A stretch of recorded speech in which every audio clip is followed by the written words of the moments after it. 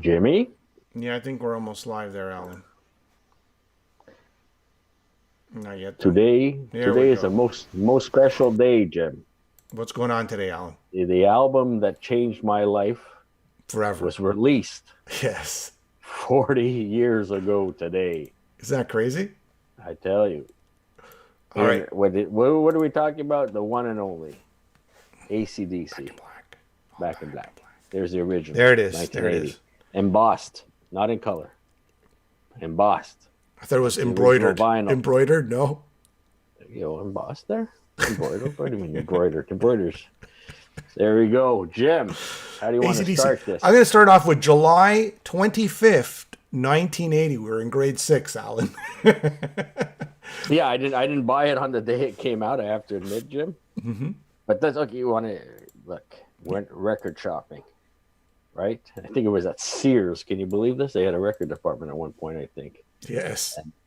And being young, we like you said, we're grade six, grade seven, grade eight, around there. Just getting our feet wet. I probably had Van Halen's Fair Warning by that time, and maybe April Wine, Nature of the Beast. There's a few albums I was, trying to feel Queen, The Game, maybe. Mm-hmm. Try to get my feet wet and what kind of musical stylings I liked. And that's why that day I chose Back in Black because a friend of mine had a baseball cap that he wrote all his favorite bands, The Who and Led Zeppelin. And I said, man, I like a lot of those bands. I'm going to try out Akadaka, AC/DC. So I grabbed Back in Black with my good friend Mark, took it back to my place, put on side A, and I never Gong. heard anything like it. Gong. Side A with Well, Hell's you, Bells? you start with Hell's Bells, of course, but I just give you the overall feeling. We get into the songs, but an overall feeling was the first side when Brian comes on singing. I've never heard screeching like that in my life. And the power. I think I was in a state of shock looking back, Jim. Honestly, we put on that first side. Mark and Yeah. I sat there, and it's like nothing we ever. It's like listening to Metallica Kill 'Em All for the first time. Yeah. For me, it was something that this is a game changer here. This is something that's never been done, never this powerful. And just to go to a side point to that, I mean, when the Cult did Electric, Rick Rubin produced it, and he did everything. He was listening to Back in Black and trying to match the power on the Cults, and he was never able to do it. I mean, the power that came off of the side A, and we're sitting there. I think, I think we were in a state of shock. I said, "Oh wow, that's a bit weird. Like that's there's a few, wow." I'm trying to piece it together. I'm trying to comprehend it. That's how powerful it was. Went for supper. My friend Mark went back to his place, finished supper, came back, put on side two, Back in Black, give me a shake a leg. And one of my favorites to this day is Rock and Roll Ain't Noise Pollution. At which point I called up my friend Mark, say, hey, the second side is, a little better. And there's one song, Rock and Roll Noise Pollution, I like a lot. And so we had to give it a second listen. But then I was hooked. I mean, then they're like, okay, now I understand, I understand this album. Yeah. And we just interviewed Dee Snider not too long ago, and he was saying, metalheads are cathartic. We get it out. We headbang, we scream, and then we go home and we enjoy ourselves. Not as opposed to maybe postal workers who keep it all inside and then Go explode. postal. So, but that's what this album was for me. Very cathartic. Anytime I needed to really let loose or get some frustration out, this was the album I went to. A beautiful sunny day, you driving down the highway. This is the album you want to put on because it's relentless. The power, Mutt Lange, second album with the Boys, professionalism, backing vocals, and again, even what could be considered a ballad. Let me put my love into you.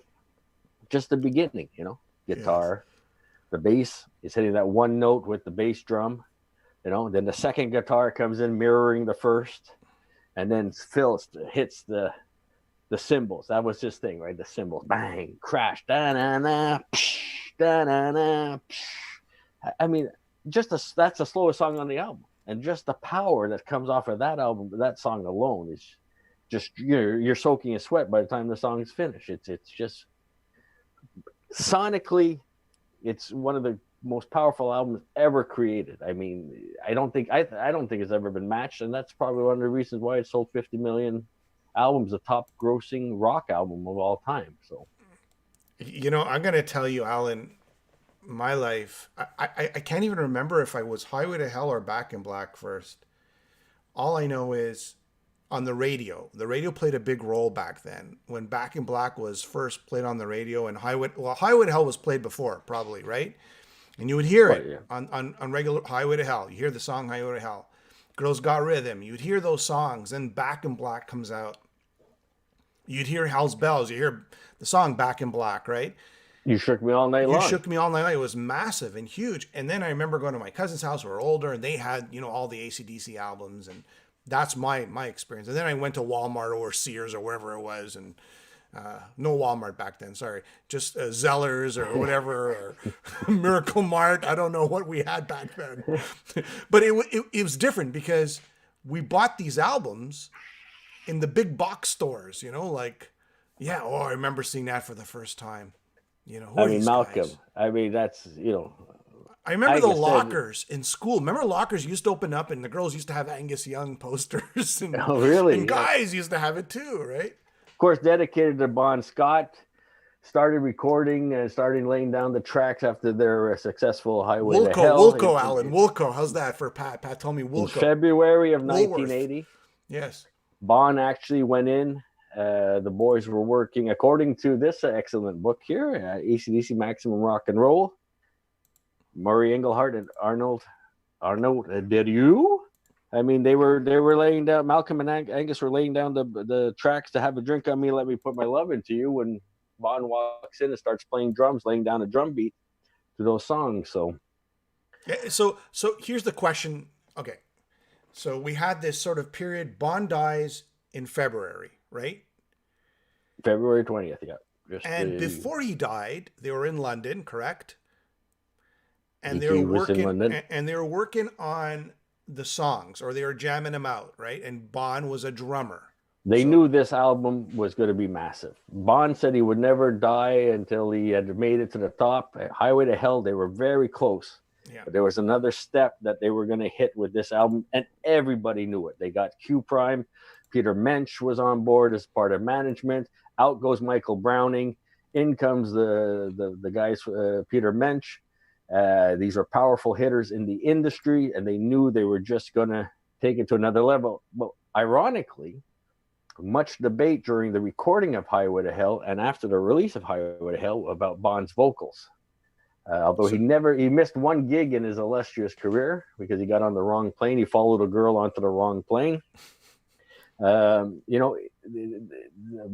He was described as a weasel in heat when he sang, by a lot of the American press. They had problems understanding him. So they knew musically they were going to hit.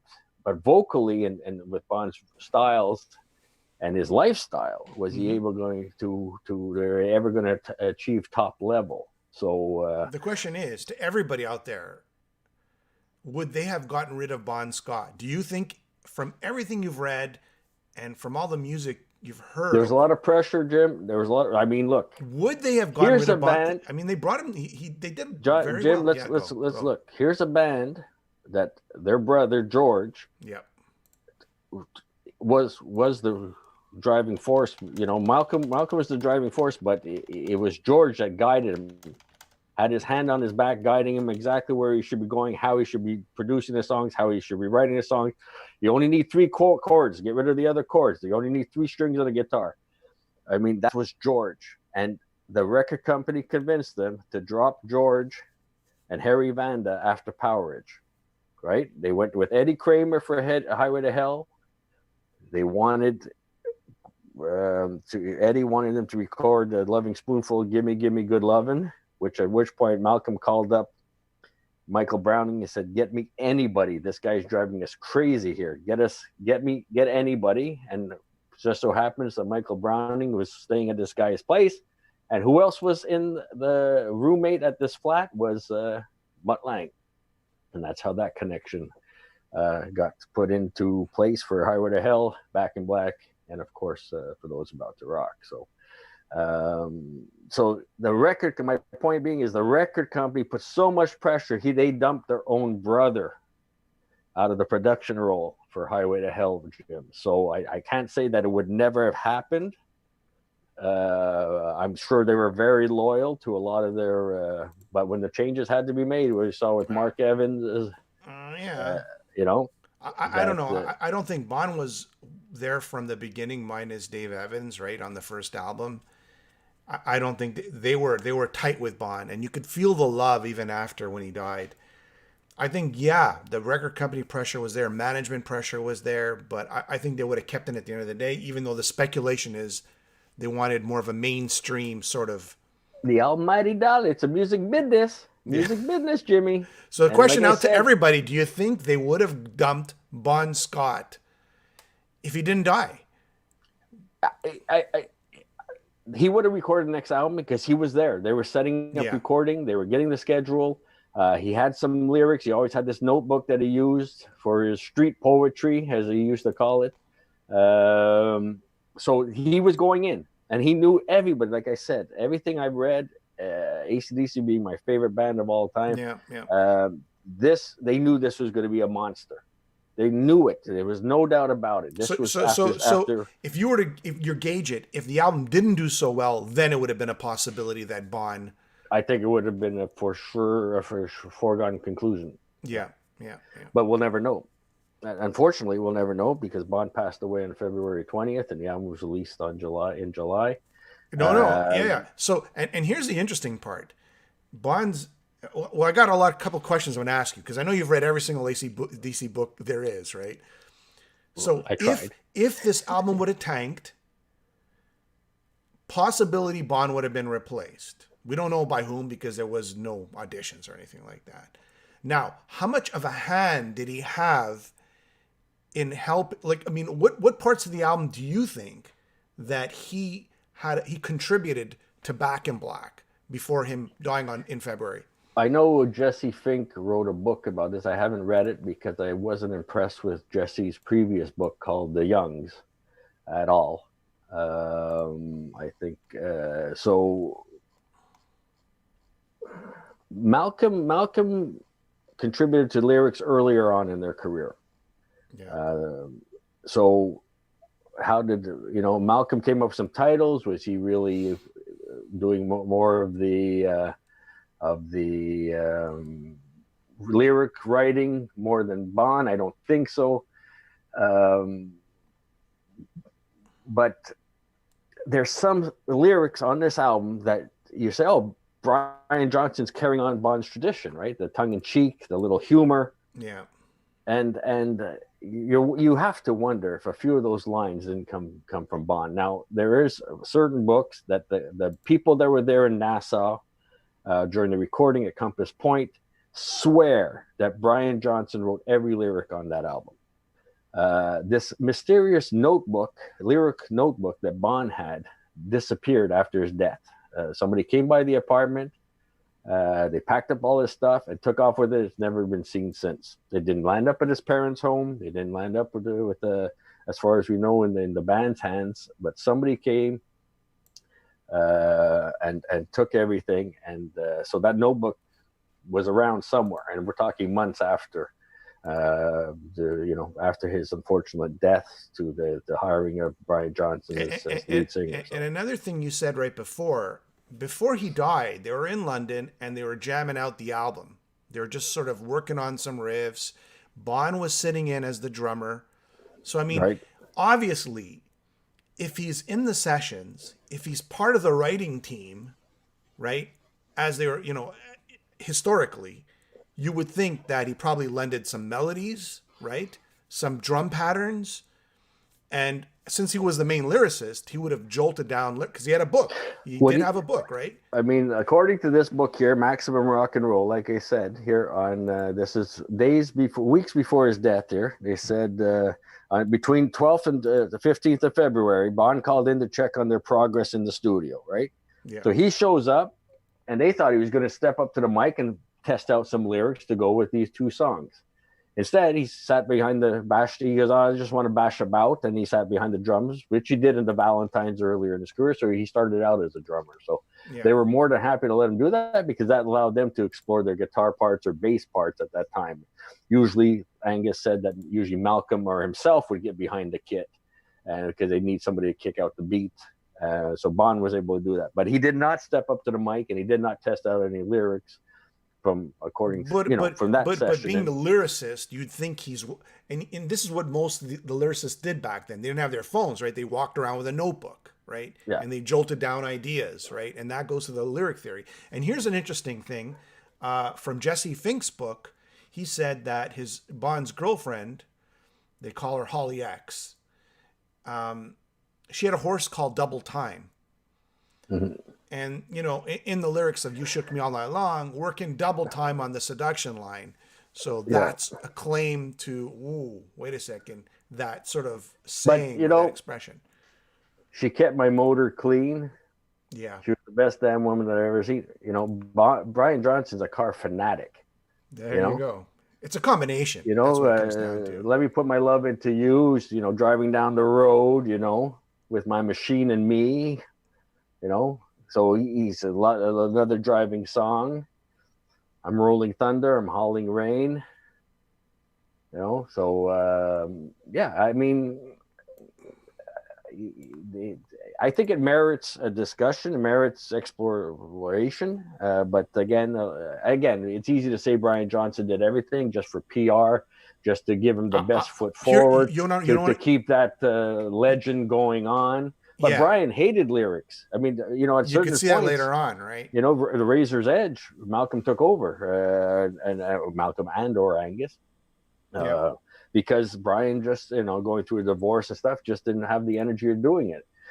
You could see the humor, which Bond, and that's what I loved about Bond, the double entendres, the double meanings to the songs, a little tongue in cheek.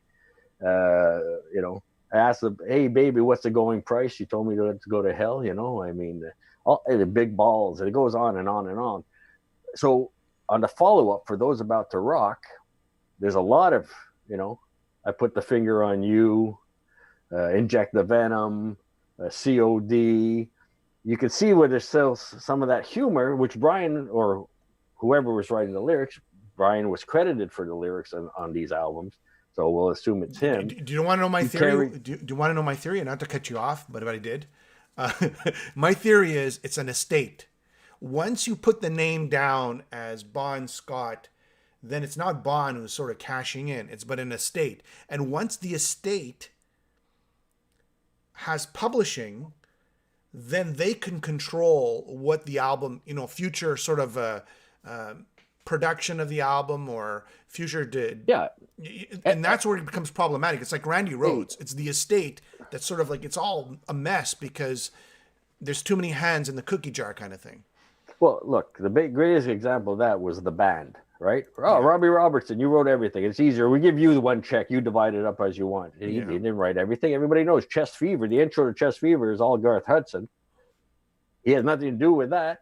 And that's why Levon Helms, didn't speak to him for decades at the end of his life. So, because it's easier for the record company to say, here's one check. I don't want to, 5 guys, this guy, that guy. Hey, we're going to keep it simple. So, Life's and Parrott, and you got Scott, Young and Young. And now you got Johnson, Young and Young. So I understand your point. I agree with that. Let's keep it simple. And but again, I can also see some of the books I read. You're in the band, Brian. Start writing because you're in charge of the lyrics. Yeah. Look at this. Here's another bit from Jesse Fink's book. During the Highway to Hell tour, how much do you think the band and Scott were working on the material? We know that in London, and this was, I think, on Ultimate Classic Rock, his interview. We know that in London, just before Bond died, they were working on some bare bone versions of a couple of tracks, like you mentioned, Alan. But the most interesting revelation about what Silver told me about Bond having finished the lyrics that suggests that he was working on these songs or doodling on for some time. But that said, he rang Silver. I don't know who Silver is. He rang Silver is his girlfriend that he had. She was a heroin addict at that time. Ooh. The boys in the band weren't too impressed with her, but Bon always did his own thing. He had learned earlier on in his career, living in a band situation and being together 24/7 was a recipe for disaster. So a lot of times after the show, here's a sentence I was looking for that I just confused everybody. He told Silver, "Hey Silver, I finished the lyrics. Let's go out and celebrate." Now, did he No, no, really say that's what yeah, but Jesse Finks claims. yes, but are those the lyrics that made their way onto Back in Black? That's the question. Yeah, yeah, yeah. I'm sure he finished the lyrics. I'm sure but again, he was bare bones, like you said. How much of it that he always had lyrics lying around, Yeah, right? Like yeah. most singers, Most like you singers said. back then, yeah. They didn't just. David Lee Roth made up stuff in the studio while he was in the recording booth, but the majority, Steven Tyler was famous for losing his lyrics in taxi cabs because he never had it when it came time to record. But Bon apparently had this notebook that he carried around with him all the time. So, Silver was his girlfriend at the time. He was staying with her. They tried to reconnect, but it just didn't work out. He was actually with an Oriental person at the time of his death. I forget her name right now. But here's a great book, Jim. Highway to Hell, The Life of Times of AC/DC legend Bon Scott Yeah. by Clinton Walker. In fact, Jesse Fink's book, The Youngs, basically writes, takes 3/4 of the book is taken from this book here. So this one is a really unbiased view of Bon's life, goes back to his childhood, and a lot of the stories with Silver and his relation with that can be found in that book. So February he dies. February 1920 he dies, or they find his body on the 20th, right? After alcohol poisoning. And Yeah. so the band, February, March, April, 3 months later, of course, they have the funeral and stuff. 3 months later, they're back at it, and they're saying Bon would have wanted us to continue, and they're working on the album, and they got a new singer. I mean, I know there was auditions being held at the time. I know Heaven's Singer was a consideration. Alan Fryer, yes, he apparently made it quite far. Brian Johnson had his re-roofing business for automobiles up in Newcastle. He had to come down to London to actually sing a commercial for a vacuum cleaner.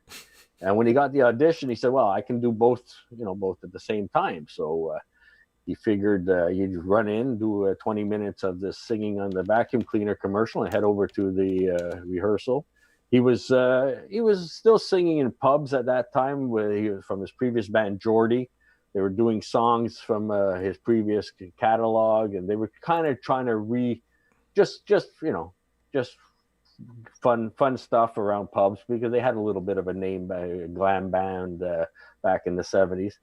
In fact, they toured with Bon, and that's how Bon had met Brian. And they did meet. That's the interesting and thing. he was screaming as Brian. The story goes, Brian Johnson was screaming his head off on stage, and Bon's like, "This guy's amazing." Well, what nobody realized was Brian was having an appendicitis attack. That's why he was able to scream so much.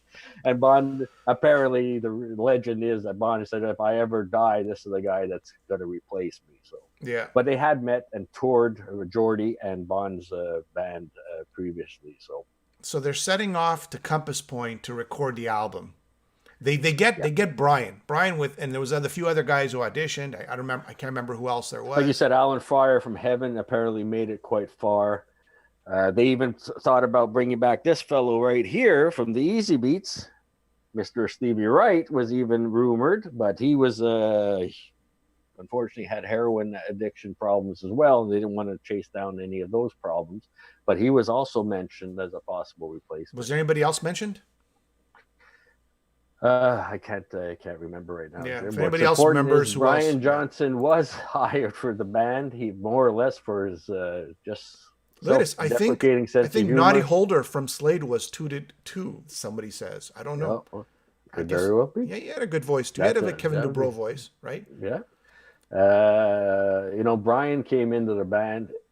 A lot of he always at the high end of the register. That's what he did that for decades, right? And people are like, his voice changed. Well, you try doing it every night, right? I mean, this guy wailed. I mean, and again, we're talking 1980 here, right? This is before Maiden. This is 4 years before, or 3 years before Metallica. I mean, this is coming off of, Led Zeppelin's kind of pretty much over. Like, who else was singing like this at the, Nazareth? What? We talk about Bon Scott, but Brian Johnson, not millions, but thousands of copycat singers after Brian Johnson.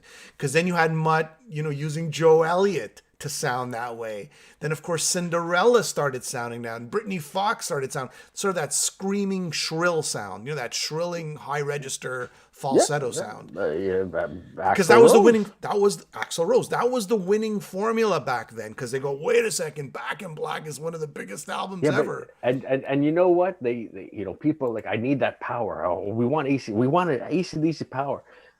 People have tried to duplicate that live even. And they said it'll never be done. It cannot be done. There's no band that will ever sound like this. And just the two guitar, people talk about Dave Murray and Adrian Smith and Tipton and Downing. I mean, those are dual lead guitars. But man, you listen to Malcolm, the rhythm player. There's nobody better. Yeah. There's never been anybody better. And Angus said he's a better lead guitar player than he is. And he's happy that he let the lead work go to Angus, because he said Malcolm would blow me off the stage every day of the week. He was happy to lock into that groove. And that's a great segue into the songs themselves, Alan. Hell's Bells, just from a musical. Just listen to that guitar. Right when you hear that opening riff with the bells, then this is like, and then Brian comes in with a scream, like just... the high register, like you said. And of course, the lyrics inspired by the friggin' hurricane that they were having at Compass Point Studios in Bahamas. My favorite song of all time, when you talk about sheer power, I know Back in Black got a lot of play off of this, or riff wise and everything. But I mean, you're talking about the build up to the song, like you said, starts with the bells, a tolling of the bell dedicated to Bond. And working its way all the way through. There's no song ever recorded as powerful as Hell's Bells by AC/DC, as far as I'm concerned. Yeah. And then after that, we'll go into the song slowly. And again, the lyrics inspired by a hurricane or tsunami or whatever was happening, I'm rolling thunder, hauling rain. I'm coming on like a hurricane. My lightning's flashing across the sky. Metal as we know it, that was their first metal album. They've always were a hard rock album. They're always a hard rock band, sorry. But when Back in Black came out, it go, you know what? The screaming vocals, the melody, and the two guitars, it just all came together. And I would consider it their first, the next three albums were metal albums for AC/DC, maybe four. But definitely a metal album instead of hard rock. Okay, look at that. Isn't that beautiful? Isn't that a beautiful thing? I'm surprised they still have grooves on this, to tell you the truth. Yeah, I play my old records. It doesn't sound the same as it did back in the day. All right, Shoot to Thrill, Alan. Let's go to Shoot to Thrill. For me, it all comes down to that middle break when Phil's got the drums there, and then he got the guitar. That's a part of the song I like the best. And they try to duplicate it, but Phil Rudd is one of my favorite drummers of all time. They said nobody can keep the beat like Phil Rudd. He's like a watch. I mean, he's right on all the time. But for me, it's his cymbal work on this album, the little fills, nothing too crazy, and just keeping the whole rhythm section together. So when they have that middle break where he's allowed to go a little and shine a little, which is very rare on an AC/DC song. I mean, we just interviewed Simon Wright. One of the reasons why he left the band. Yeah. So that was nice to see Phil get a little in the middle of the song, and then it rebuilds right back up. So you know what my favorite part, and I don't want to get too technical here, is right at the end. Shoot nah. He's going a third higher. He's going a third higher, then a fifth higher, and then he's coming down again. And just the whole song is just, and from the middle point to the end, just this amazing buildup as they're going up a third and a fifth. Oh yeah. Yeah, and then, what do you do for money, honey? I mean, could we have these lyrics today? Could we have these lyrics today? Giving a dog a bone. I listened to it, I think it was yesterday, and it's like, holy. Everybody, I ask you, could we get away with lyrics today in the mainstream? Play it on radio. I don't know. You tell me. What do you do for money, honey? How do you get your kicks? Again, melodic, catchy. The one problem with this song is the riff is kind of repetitive, because we go to Giving a Dog a Bone. It's kind of the similar riff. So that's the one thing I have a problem with this song, that it's just after the chorus, it goes into this riff kind of thing that sounds very similar to another song on the album. So You know what? Giving the dog a bone, and Brian Johnson's comments about this album was, I wanted to prove my worthiness, you know?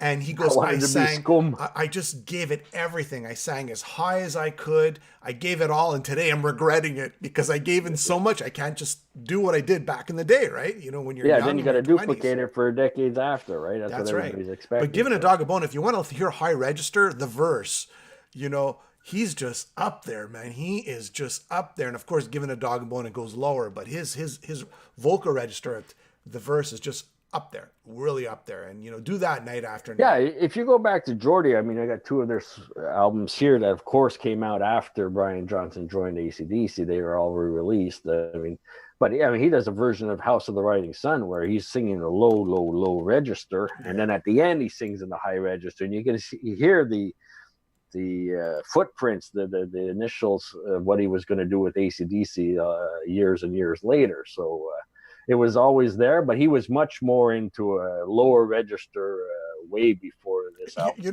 know, when we spoke to Brian Vollmer of Helix and we asked him about, you know, what do you think about this vocalist and that vocalist? He said to us, you could tell he's not singing properly because all the veins in his neck are like popping out. He goes, he's not singing properly, Brian Technique's Johnson. out the window. Get rid No of the technique. All the veins are popping out of his neck. Hit it. Okay. And then you've got the ballad. The ballad. Yeah, let me put my love into you. But I mean, it's the sheer power. Down, whoa, down, whoa, with the cymbals crashes. Like I said, this is a slow song, and the power is hits you in the head. Yeah. So it's you know, that completes side A. I mean, you know what I like about Let Me Put My Love Into You? Like Brian's coming down a bit, and he's not singing that falsetto stuff. He's just singing in his sort of like chest regular voice, and he has a great voice. The guy definitely. It's just he's always singing falsetto stuff, and you never really hear his regular voice, right? And that's where he puts a little bit of it, you know. You know, if we can get into one of the reasons why he was hired, and he did this, probably to this day he's still doing it. I mean, he never went in and seeing himself as a replacement to Bond. Yeah, he was a guy that there's always, hey man, it's a privilege for me to sing Bond songs. It's a privilege for me to do these songs. Now, of course, then until he built up his own catalog, and I think that's one of the things. Like a guy with Alan Fryer from Heaven. You know, or Mark Storacci from Crocus, because there's another one that was rumored.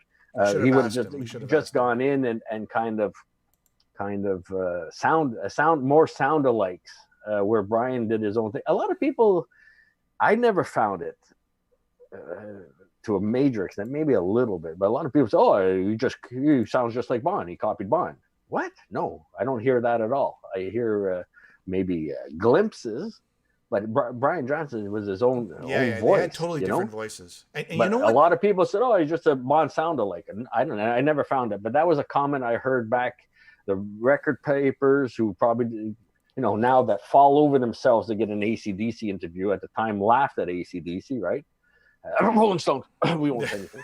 But you know, now that's those comments that were made back in the day. So yeah, I never heard it. I heard the lyrics and the jokes in the lyrics and the humor in the lyrics. Brian Johnson's one of the few, him and Bruce Dickinson and maybe a few others, who actually were the replacement singer that gave more success to the band than it had previously. So he has the honor of being one of the few who's actually taken the band to stellar heights, right? Well, you know, and the other part of that is Mutt Lange. We saw what he did with, he basically took over Def Leppard, right, and the success, and then he duplicates it 15 years later with Shania Twain, right? Yes. So the guy knows what the North American audience wants to hear.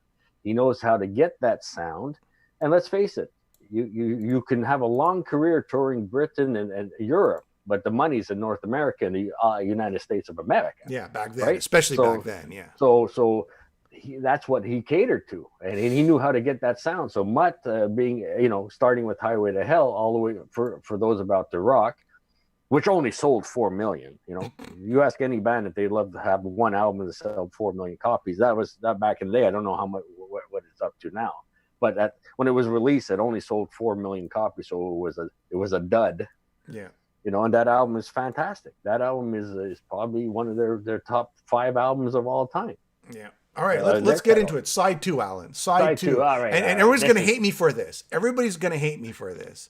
But to me, Back in Black has always been a rap. Like, if you listen to the sort of rhythmic vocal line, it's a rap. Because think about it. Rap was sort of coming out of the sort of like the urban areas. Yeah. You're exaggerating. Listen to the song. Listen to it. This could be a rap. Back in Black. I agree with you, but I don't think because Blondie was doing it. It was coming out. It was sort of like a scene happening, and Back in Black sort of. You had Rapper's Delight was the only thing happening. I don't think that was any influence on this song. I hear what you're saying. What you're saying, but I don't think it had any.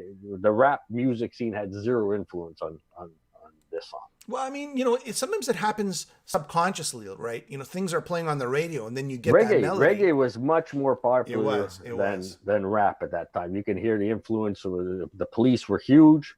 Yeah. Zenyatta Mandata was released the months after this album here, and you had Rush doing the middle break of Spirit of the Radio and stuff. We got some reggae happening there. So reggae, I can not rap. I think subconsciously. Back in Black, go ahead. I mean, the song itself, Jim, was it's voted one of the top riffs of all time. Yeah.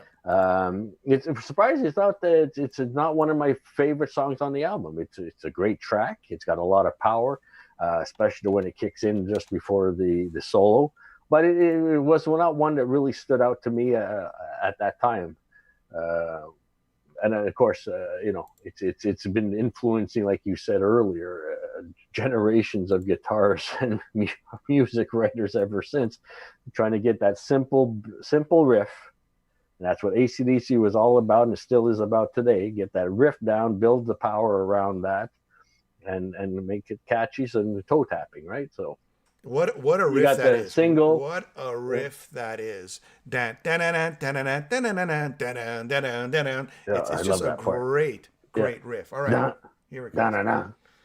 The way it starts, just so simple, right? Yeah. But powerful. Again, it's the power. Oh man, I remember hearing that for the first time. Okay, here we go. This was like the big one. This was like You Shook Me All Night Long. You Shook Me All Night Long. Of course the lyrics about, we won't get into it, but Brian Johnson on record saying, I can't believe a song about, made it so far and nobody even knew that what it was about, right? Yeah. No, but I mean, again, that was a big hit, the single off of this.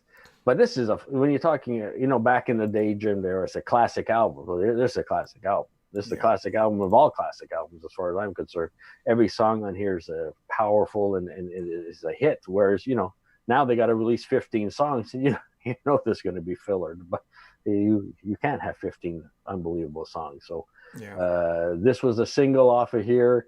They re-released it years later, I guess just around the Who Made Who period. Yeah. That video was hilarious. Again, could they do that video today? Probably not, but it was something to behold when it was re-released years later. So, and you know what this song did? It brought the women into AC/DC. It brought the women fans out there, whereas before it was more of a male-dominated. Not to say there wasn't any women who were interested. It was just more male-dominated. Now you had, the ladies liking the music too, right? And so you had a lot more female audience. And again, if we can just look at the videos. Here they're on their soundstage, probably rehearsing the songs for the tour. You had to set up some cameras. And that's it. Every song off this they released on videos. You can get them on Family Jewels, the DVD. Yeah. It's them. Hey guys, you're set up. Start playing. And that's an AC/DC concert. They're on a soundstage, and you got Brian's on there for the first time with his little page boy cap there, and you got Angus. I think he still had the school bag at that point too, which I thought was a little redundant. But it was very simple. But what a great way to introduce the new singer. Stark black background, and the focus was just on the music, and it was a great way to launch Brian Johnson into the band. So we can't. Again, the power. There's no need to do anything else. There's no need for fireworks. There's no need for flames. It was these guys, the sheer power and Brian's vocals was enough to launch this album to multi platinum success. So, And here we go. So before we get into Have a Drink on Me, oh, I love it. the bell. I mean, there was this bell, like they had to carry around this bell to every Yeah. show, right? And and I think someone stole the bell at one point. Did that happen later on? They actually got it made just for them. So I don't have the Back in Black tour program. I should have. Had that prepared for this show. Unfortunately, it's locked away. But the picture of the bell is right on the tour program, and it's written "Hell's Bells" right across it. So the tolling of the bell, Brian would jump and, of course, swing from the rope and ring the bell. Supposedly, but I mean. That was just a great visual. Then you got Have a Drink on Me. I mean, forget about the check we'll get hell to pay. Considering Bond died of alcohol poisoning, that was a little cheeky to put on there. But isn't that strange? I mean, here he is. He dies of alcohol poisoning, and Have a Drink on Me, and it's sort of like the culture of the band to drink, right? Yeah. I mean, yeah. Angus was a teetotaler. He never drank. I think they said in the history of the band, he got drunk a few times, and one was at a wedding for one of the bandmates. So, but yeah, Malcolm, we know he had to actually stop touring and dry himself out years later after the Blow Up Your Video album, which brought in Stevie Young, right, to replace so him. He had to take some time out because of his struggles with alcohol. Bond was infamous for his struggles with alcohol. And so there's Phil Rudd. Phil Rudd had to, he was, touring relentlessly, and you're the drummer, right? Angus ran, miles during a show, but Phil was took a toll on him all this touring too, and you're not eating properly, you're probably imbibing different substances, different drinks. So they were a heavy drinking band. People talk about Alcoholica. I mean, AC/DC might have given them a run and at their best day. So a great song, powerful, just a great song. I love this song. It's one of my favorites off the album. It's amazing. What I remember back in the day on the radio, and we're talking about like daytime radio, and we're talking about regular radio. We're not talking about no little pirate radio. No. All of these songs were being played. They sort were of like they're rotating the whole album over and over again, because every song was that powerful. Shake a Leg. I remember hearing Shake a Leg on the album. Have a Drink on Me. Back in Black. Rock and Roll Noise Pollution too. They were all, like you said, all played on the radio. And then I remember because Back in Black, Thrill's still a staple. I mean, they used it in Iron Man 1, Iron Man 2. So. And because Back in Black was so successful that they go, okay, let's really push the back catalog now, right? Then Dirty Deeds comes out, right? We've got an album that we didn't release by these guys. We got to get it out. It's with the old singer. You're going to confuse. You're going to cut the momentum. So then you had on the radio. We've got to release it. Then you had on the radio Dirty Deeds taken off, hitting the charts because sort of on the tails of Back in Black, right? And then the whole back catalog exploded. They are convinced. There's a few of the books I read. The people in the upper management of the band are convinced by releasing Dirty Deeds Done Dirt Cheap affected the sales of For Those About to Rock. Because they said you can't release this. The singers passed away. It's an album from 1976. We're trying to build on the momentum from Back in Black. We got a great album going to follow it up. And the record company president at the time says, we got to get product out. We got an album sitting there that we never released. Now's the time. Yeah, I remember being in Woolworth, and I remember seeing Back in Black, and right next to it, Dirty Deeds Done Dirt Cheap. The compromise was a little round sticker on it that said, this album comprises a lineup from 1976, and it lists Mark Evans, Bon Scott. And the rest of the boys. But the radio, it was basically every time I would turn on the radio back then, it was AC/DC, be it Back in Black, High Voltage. And I remember High Voltage started taking off too. So you had all these albums, the Bon era and the Back in Black, and it was just like taking off, and the shows were something else. I was too young to go to AC/DC's Back in Black tour. But then you have Shake a Leg, right? Particularly, that's a pure rock and roll, right? Down, down, down, down, down, down, down, down. It's just a rock and roll beat sped up to 100, right? And another good thing is Jailbreak, but Jailbreak was later on. Jailbreak came out. Oh, that was the end of That the '80s was almost. They took some of the was songs it that Fly in were the off the. Wall? Fly in the Wall era? I No, it can't was remember. after that. It was after that. Yeah. Yeah. It was. So the closer, They Alan. called it. Yeah, yeah. My favorite song upon my first listen on the album was, rock and roll ain't noise pollution, man. To And me, it makes good sense. Good sense. Yes, it I does. would say personally, I think that's the weakest song in the album. Yeah, yeah. And you see his personal And taste. I mean, and again, it's on the first listen. It's still one of my favorites. I mean, listen to the rockers giving too much noise. yeah, yeah, It just sums up the whole experience. So that one I could see coming from Brian Johnson's pen yeah. for sure, right? Rock and roll experience. He's also one like Bond, man. They paid their dues. These guys, they didn't make any money. They were out there, with Geordie. I'm sure he probably landed up owing more to the record company than he ever made. So they had put in their time, they had put in their dues, and came out the other side. So like I said, Bond was probably going to hit the big time with the Back in Black release. He was very close with Highway to Hell of achieving his dreams, but this next album would have put it over for him. And Brian comes in and does a fantastic job right off the start. So let's end off on the legacy. The legacy of Back in Black to this day, 40 years later, 50 million copies sold worldwide, one of the best selling albums in music history. Generations of fans who weren't born when Back in Black came out love this album to this day. 25 times platinum by the RIAA in the US. Everybody has a copy of this. Either as a cassette, an album, CD, or a download. I got the CD copies here as well. It was actually included on its own in the Bonfire box set, which I have here. Yeah. Well, here I got it right here. Actually, where'd you go, Alan? Bonfire, right? So here we got Back in Black re-released, right? Because it's a dedicated to Bond. Hence, he said if he ever did a solo album, he'd call it Bonfire, and that's why they came out. But since it was dedicated, that album has been remastered, resold, redistributed so many times because, again, like you said, and for me, that's what stands out. The first time I listened to it, I mean, this is the album, my first AC/DC album. And this is the one, like I said, for a decade, my go-to album when I wanted to feel good and have a good time and just hear the power and get out some frustration. This was always the one. And look, I don't think to this day it affected other people as much as it affected me, because it's a generation after generation after. My nephew's like, hey, you ever hear Back in Black? Yeah. I mean, it's a great album.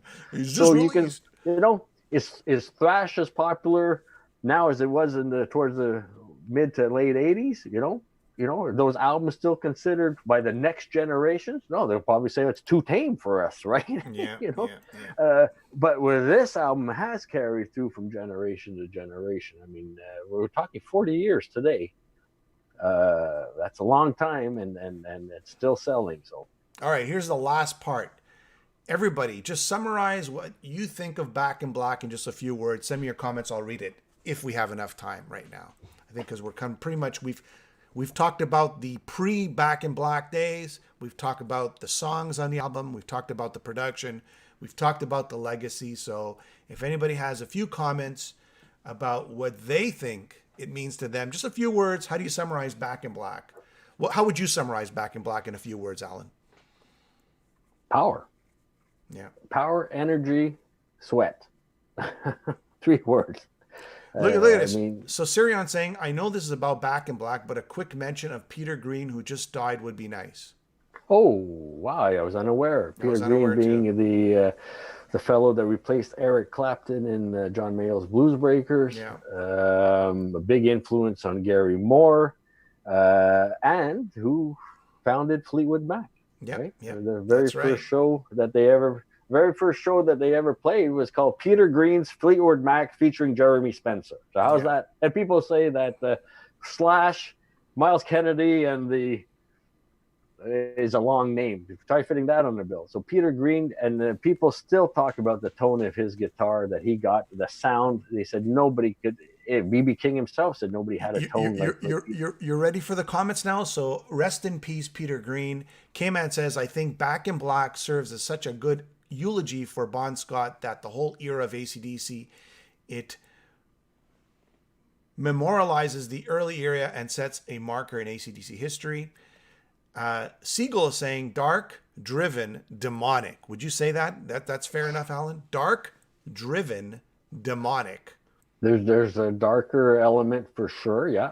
Demonic, not really, but yeah, dark, yeah. You're right. That's good too. You can see compared to dark, driven.